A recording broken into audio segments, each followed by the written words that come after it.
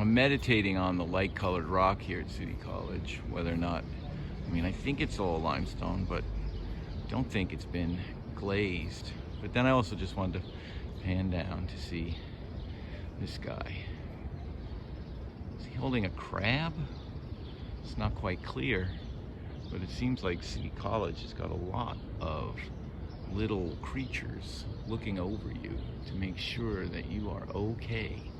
Because if we go back up, I just noticed these little figures all along the edge here.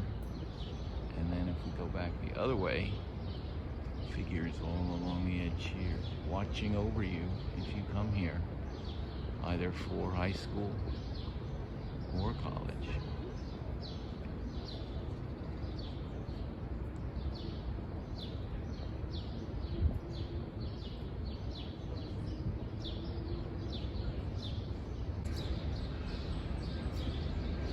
Well, I just thought we'd take a quick stop here at this pretty little historic monument called the Hamilton Grange.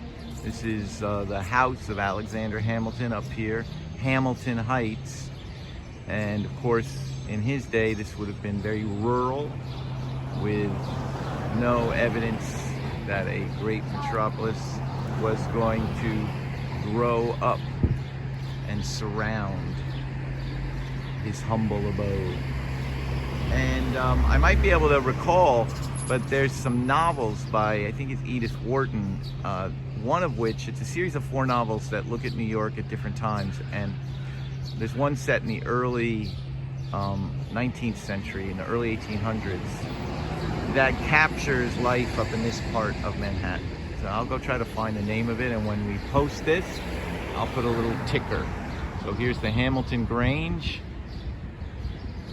here on 141st Street, Hamilton Heights, New York. And of course the architecture here is stone base, which is painted, and then we've got the rest in wood, which of course would have been an abundant resource at this time in New York's history. You could build in wood just as easily as you could pay the extra money to build in stone. So this is maybe the kind of choice that was made. But the base is, I don't know what, it's painted, so I can't see it. I just wanted to show this row. This was a development. This is on East 138th, I think. Is it East? I'm not even sure. Maybe it's West 138th.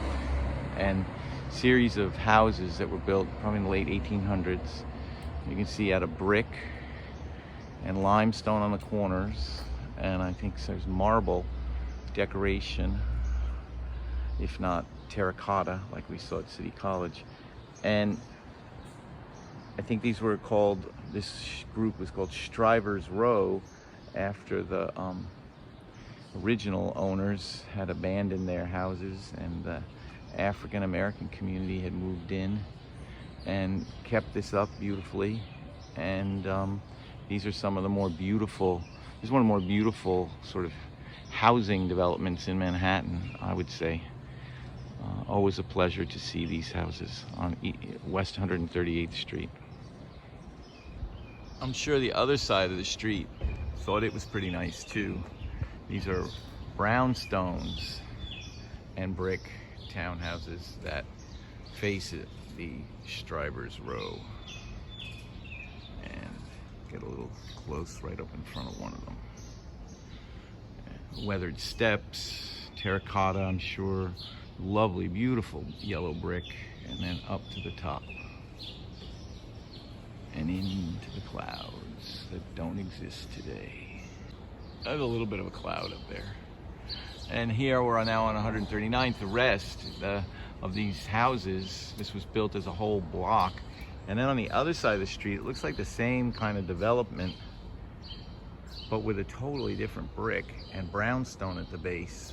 And I love this brick. I think we're just gonna go over and look at it for a second and maybe think about brick for a moment, because brick dominates our city, and the people who build buildings are forced always to think about brick because of the powerful union that always existed of bricklayers. So let's take a quick look at that dark one. So we'll start at the sidewalk and pan probably to what's a brownstone entrance, and then the brownstone up and over, and then this beautiful speckled brick, which is a function of how it's baked, and I guess the mineralogy of the clay. And in this case, they've even used it for the decorations around the windows, where there might have normally been the brownstone or the limestone. In this case, you have brick, except for the window sills. So, beautiful brick. 139th Street.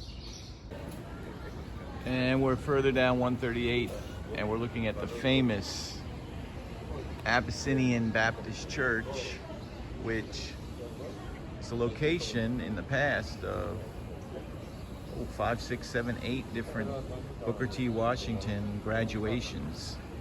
And then we had to stop using it because some parent objected to having a public education ceremony in a church, although the Abyssinian Baptist Church was extremely generous in giving us the space. We would make a donation, which we thought was a good thing.